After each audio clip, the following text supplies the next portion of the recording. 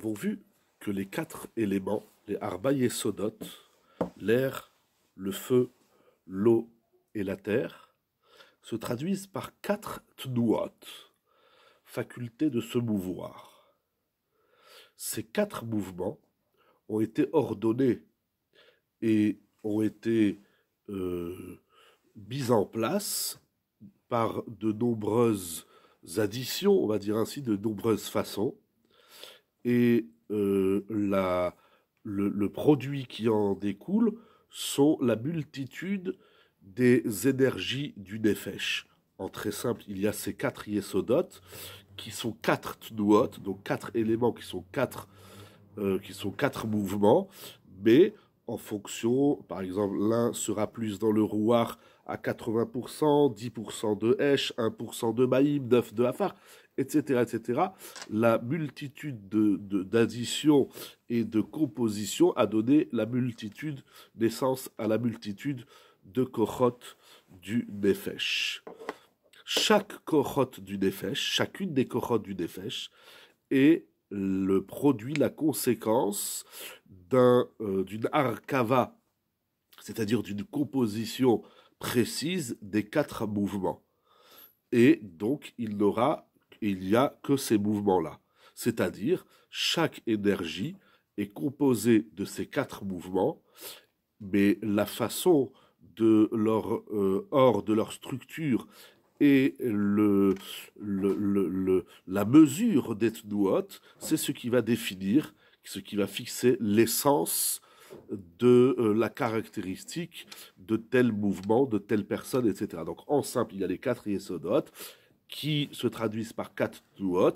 Ces yesodot et ces tnuot connaissent une multitude d'additions, de mise en place, d'ordonnancement qui va donner naissance à un koach du Nefesh, et cette personne-là, en l'occurrence si on parle de personne de l'homme, elle va se distinguer d'un koach qui découle de la composition des tnuot, qui découle du Nefesh des Yesodot. De manière générale, les kochot à Nefesh, les énergies de l'être, qui découlent des quatre éléments,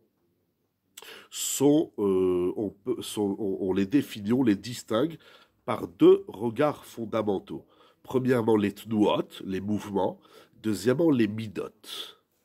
Ces deux regards-là sont semblables à la neshama et au gouf, à l'âme et au corps. Les mouvements essentiels de la neshama sont les kochot, les énergies, et les midot sont le corps de ces kochot.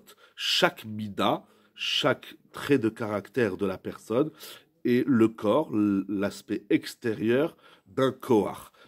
Par exemple, la colère, c'est la mauvaise mida ici dans le vice, la colère. À l'intérieur de la colère, le koach de la colère, ça va être le esh, le feu. C'est un petit exemple. Alors, voilà. Donc, il y a deux façons de regarder, de voir, d'apercevoir les kochot à nefesh, les énergies de l'être. On peut les voir comme des mouvements des tnuot ou comme des midot. Et les midot sont l'aspect extérieur des kochot. Donc, dans chaque mida, il faudra distinguer, définir, trouver le koach qui se cache derrière. J'ai l'habitude de dire derrière la mida. Je fais une petite parenthèse ici dans les propos du Rav.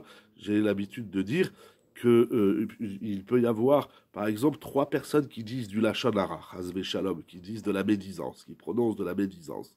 Mais le motif de la médisance est différent. Chez l'un, la médisance, c'est de l'orgueil. Chez l'autre, c'est du voyeurisme, donc c'est un manque de tsniout.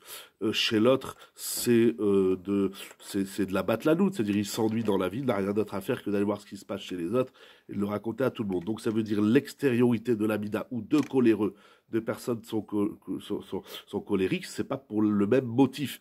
Donc l'aspect extérieur de l'amida, on va la trouver chez tous les coléreux et chez tous les médisants, mais le koach qu'il y a derrière l'amida peut être différent de l'un comme chez de l'autre. Donc il faut trouver derrière chaque mida le koach qui met en tnoua, c'est-à-dire qui met en mouvement l'amida. Pour que l'amida s'exprime, il y a un moteur. Le moteur, c'est le kohar. Donc il faut trouver le kohar qui est la tnoua de l'amida. Voilà, le Rav continuera, nous verrons, Bezrat Hashem, comment ça se décide de façon radicale et fondamentale chez l'être humain. Au plaisir de vous revoir, à très bientôt.